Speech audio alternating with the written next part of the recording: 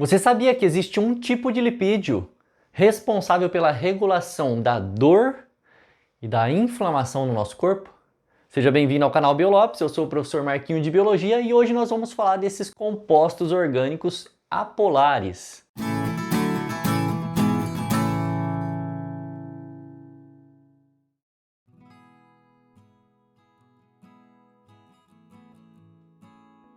As prostaglandinas são um tipo de lipídios que toda vez que nós lesionamos nossos tecidos, elas aumentam a sensibilidade à dor e também a inflamação do local.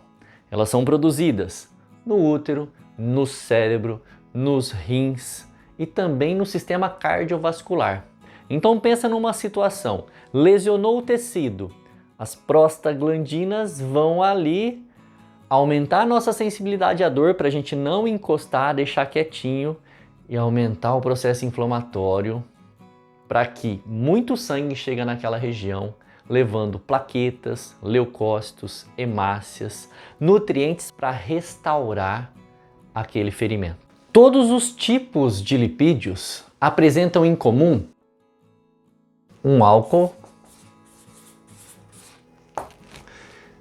associado a ácidos graxos.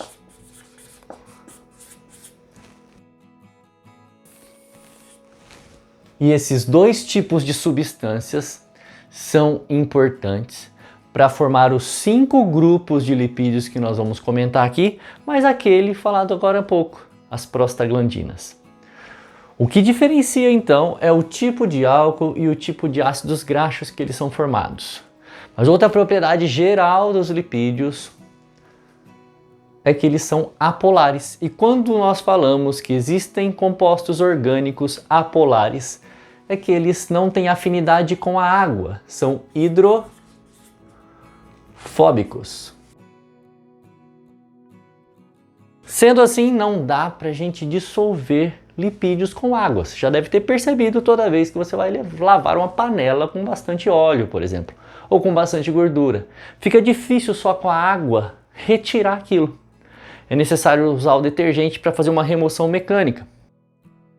Então, quais são os solventes dos lipídios?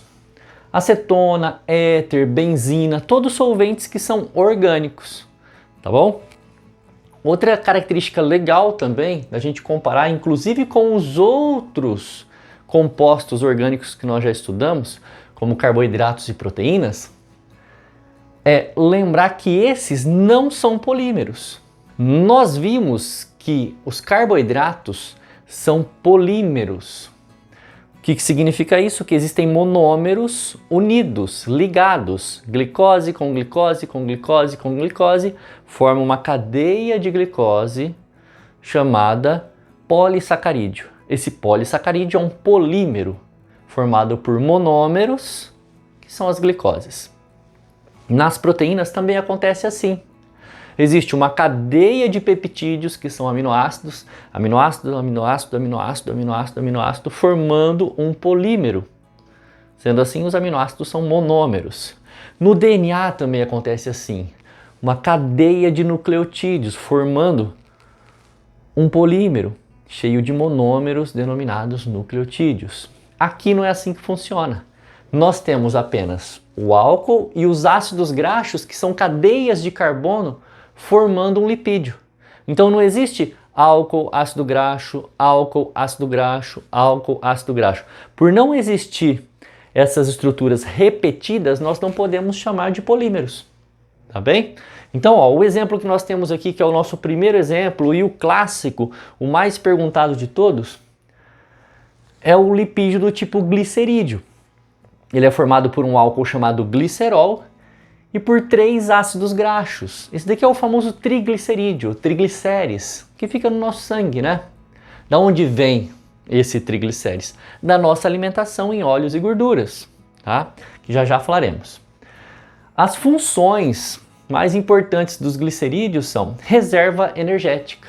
Então, quando o corpo animal ingere, quando nós ingerimos os glicerídeos vão ficar alojados no nosso corpo, reservando muita energia. Por quê? 1 grama de lipídio tem o dobro de calorias de 1 grama de carboidratos. Então compensa reservar lipídios, sem contar que quando você reserva moléculas apolares, você não precisa deixar junto com essa reserva água. Então olha que interessante. Por ser hidrofóbico, a sua gordura fica numa região onde não tem água acumulada e, consequentemente, o volume acaba sendo menor. Ou você ocupa um menor volume para guardar mais energia.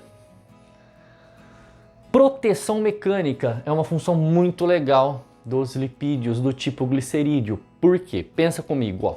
Na palma da sua mão, na planta dos seus pés, existe um colchãozinho de gordura absorvendo impactos.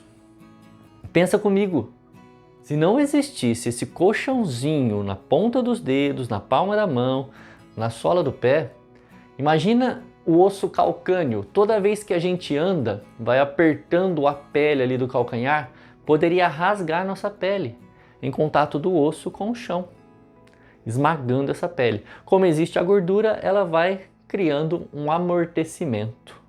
Isso em toda a nossa pele, né? Na parte baixa da nossa pele, na região da hipoderme, nós temos ali muitos adipócitos, que são células de gordura.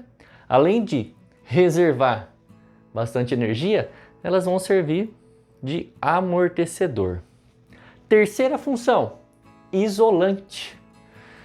Essa gordurinha pode ser um isolante elétrico ou um isolante térmico. Pensando no isolante elétrico, a gente precisa lembrar do neurônio, que é aquela célula condutora de impulsos nervosos que liga o nosso sistema nervoso a todos os outros sistemas. Quando a gente analisa uma célula de neurônio, ela tem uma cauda bem longa, que pode chegar até 1 metro, e é por ali que o impulso nervoso passa para chegar até outro neurônio. Para acelerar a velocidade desses impulsos, existe ali bainhas de mielina, que são gordurinhas que forçam o impulso nervoso ser saltatório. O impulso nervoso, o impulso elétrico, saltando as bainhas de mielina, ou seja, as bainhas de gordura, consequentemente, ele se torna mais rápido, mais veloz. Já o isolante térmico está relacionado àquela hipoderme que nós temos na parte baixa da nossa pele, impedindo que a gente perca muito calor para o meio ambiente. Pessoas que têm um acúmulo de gordura maior, geralmente retém mais calor no corpo, perde menos calor. Apesar da sensação de calor e frio estar mais relacionada com receptores da própria pele. Outra informação muito legal é considerar os 2 exemplos que nós temos aqui. Glicerídeos líquidos são os óleos. Glicerídeos sólidos são as gorduras, óleos de origem vegetal na maioria das vezes. Gordura, origem animal. Por que que eu falo que os óleos são insaturados? Porque além de ter o álcool, suas cadeias de carbono, né, seus ácidos graxos apresentam cadeia de carbono com dupla ligação entre carbonos. Isso daqui mostra pra gente que existe possibilidade desses carbonos se ligarem a outros elementos.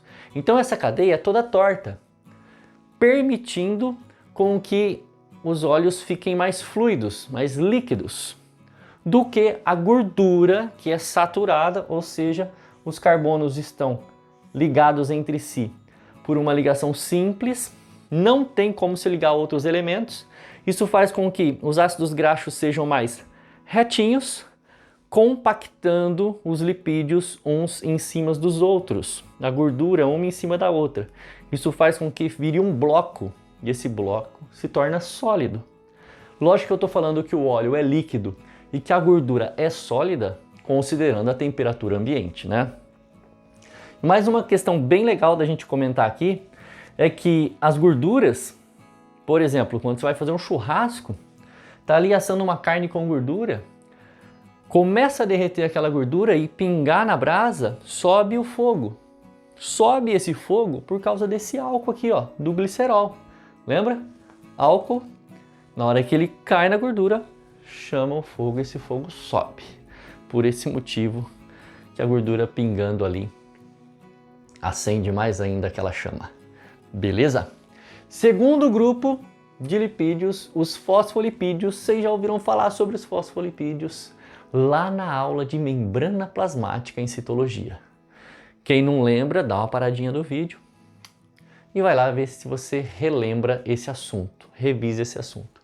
Os fosfolipídios são lipídios bem pequenininhos que formam a membrana plasmática de todas as células. Todas. Quando eu falo todas, estou falando de bactérias, protozoários, fungos, algas, plantas, animais, qualquer tipo de ser vivo que existe apresenta membrana plasmática, e essa membrana plasmática é formada por esses lipídios que têm uma cabeça polar e uma cauda apolar.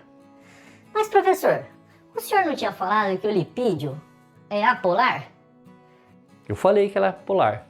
E essa cauda polar se dá por causa de uma proteína chamada colina que fica logo na cabecinha ali do fosfolipídio, tá bem? Lembrando que a membrana plasmática tem a região polar sempre para fora, para o meio externo, e tem um outro fosfolipídio, uma outra camada de fosfolipídio para dentro, para o citoplasma, formando duas camadas de fosfolipídios. Essa bicamada de fosfolipídio é uma característica padrão de todas as membranas plasmáticas, tá bem? Terceiro tipo de lipídios, os esteroides. Esteroides, como exemplo clássico aqui, o colesterol, que é de origem animal, formado lá no fígado dos animais. O colesterol é um tipo de esteroide que forma hormônios sexuais, como por exemplo, testosterona, progesterona, estrógeno, e também forma o hormônio cortisol, que é um hormônio anti-estresse, anti-inflamatório natural. Sempre que o nosso corpo está numa situação de estresse, libera-se o cortisol para tentar não deixar ele inflamar muito, não se prejudicar muito com aquele excesso de estresse tecidual, celular ou de algum órgão. E uma informação que sempre pinga ali nas questões de biologia é sobre os tipos de colesterol, que na verdade não são tipos de colesterol. Na verdade, são tipos de lipoproteínas que transportam o colesterol. O colesterol, meus jovens, também faz parte da membrana plasmática da célula animal, aumentando a aderência entre os fosfolipídios, permitindo a fluidez entre eles. Porém, dentro da corrente sanguínea, o colesterol lubrifica os vasos, as artérias, as veias, para que o sangue passe com mais facilidade. E o grande problema do colesterol é quando uma lipoproteína de baixa densidade carrega ele. Essa lipoproteína de baixa densidade tem mais facilidade em ficar grudada nas paredes internas dos vasos sanguíneos, como por exemplo das artérias, causando entupimento e aquela doença cardiovascular que nós conhecemos como aterosclerose, que é o acúmulo de colesterol nos vasos sanguíneos. Já a lipoproteína de alta densidade é o que nós chamamos de colesterol bom, porque é uma lipoproteína que, por apresentar essa densidade alta, não permite com que o colesterol fique grudado nas paredes dos vasos sanguíneos, fazendo com que ele passe rápido. Seria praticamente um colesterol mais para líquido do que para sólido. E aqui a gente sempre dá um macetinho para a galera, né? LDL é o colesterol ruim, então é fácil lembrar quando você pensa, logo Deus leva. E HDL é o colesterol bom, hoje Deus livra. Logo Deus leva, ruim. Hoje Deus livra, bom. Entendeu? É claro que o colesterol é um esteroide extremamente importante, já que ele forma nossos hormônios sexuais, o nosso cortisol. Então nós precisamos ter colesterol na corrente sanguínea. O grande problema é o excesso dessa lipoproteína que carrega o colesterol, que é a lipoproteína de baixa densidade. Lipoprotein, low density. Tudo bem?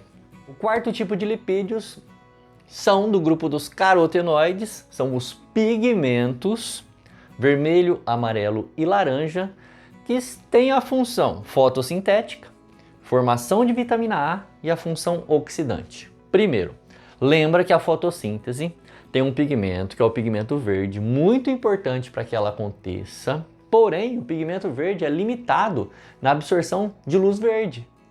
Então, os carotenoides acabam absorvendo bem a frequência de luz verde, ajuda ali na fotossíntese. Vitamina A, pigmento vermelho, vamos pensar aqui, ó, o beta-caroteno, o laranja. Beta-caroteno tem bastante na cenoura, né? Quando o beta-caroteno é quebrado na nossa digestão, ele forma duas moléculas de vitamina A. Consequentemente, a vitamina A, caindo na corrente sanguínea, vai agir diretamente lá na retina. Não é à toa que ela é chamada de retinol, porque ela restaura nossas células fotossensíveis, lá do fundo do olho. E a ação antioxidante. Pensa bem, ó, quando o nosso corpo vai metabolizar, ele produz um monte de radicais livres. Poluição, radiação, estresse, alimentação pobre em nutrientes, tudo isso gera radicais livres.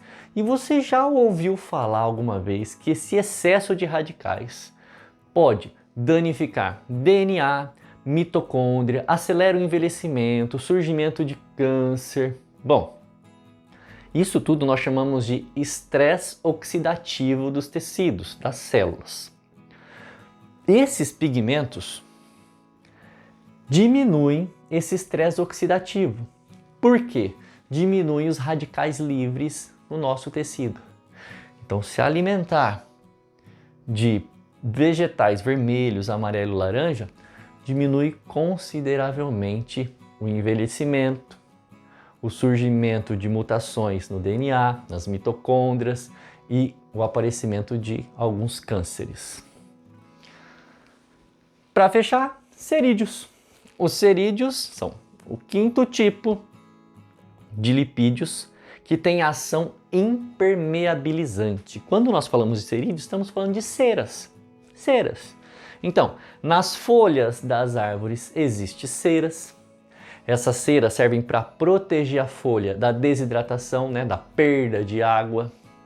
Nós podemos falar também de alguns pseudofrutos, como a maçã, a pera, que são bem brilhantes. Aquele brilho se dá por causa da cera. Essa cera também impede a entrada de micro-organismos nesse vegetal, né? Então essa impermeabilização é de dentro para fora na perda de água e de fora para dentro na entrada de micro-organismos. Serve para proteção, né? Colmeia. A colmeia das abelhas é formada por cera e, consequentemente, por ser lipídios, por ser hidrofóbicos, água não entra. Não entrando água, é difícil acontecer ali dentro da colmeia a formação de fungos. Isso ajuda, porque imagina, fungos decompositores crescendo dentro de uma colmeia destruiria toda a prole. E não pode. Penas das aves. Vocês já ouviram falar que as aves apresentam um tipo de glândula na cauda, principalmente as aves aquáticas, tipo o pato. Eles possuem a glândula chamada glândula uropigiana, e essa glândula produz o óleo uropigiano que eles passam com o seu bico em todas as caudas. Suas penas impermeabilizadas por esse óleo faz com que os patinhos entrem na água e não encharquem suas penas. Por isso que na poluição ambiental, quando é derramado detergente na água, é perigoso para as aves aquáticas. Imagina, o detergente vai tirar o óleo uropigiano da pena das aves. E com isso elas podem encharcar suas penas e morrerem afogadas. Veja bem, pode ser uma questão de poluição ambiental, poluição das águas. Tanto no caso do detergente, quanto no caso do petróleo também, né? Que adere às penas das aves e mata elas afogadas.